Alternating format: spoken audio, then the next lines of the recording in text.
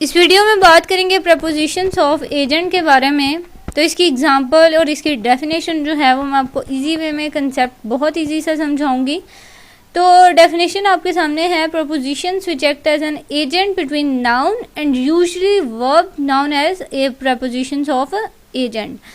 यानी वो प्रपोजिशंस जो एज अ एजेंट काम करते हैं नाउन में, या समटाइम वर्ब जो है उसमें भी एज अ एजेंट काम करते हैं, तो उनको हम प्रपोजिशंस ऑफ एजेंट कहते हैं।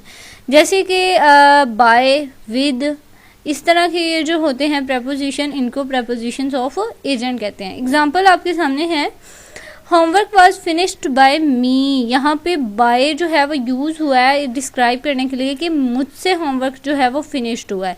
यहाँ पे फिनिश्ड जो है वो वर्ब है, तो ये वर्ब एजेंट जो है ये वर्ब एज अ एजेंट जो है वो वर्ब के साथ यूज्ड हुआ है। इसके अलावा सेकंड एग्जांपल है, John graduated with an honorary degree. अब इसी तरह ये भी विद जो है वो प्रपोजिशन ऑफ एजेंट है। थर्ड एग्जांपल भी सेम इसी तरह है, kid was hit by a car. अब बाय जो है ये भी प्रपोजिशंस ऑफ एजेंट है।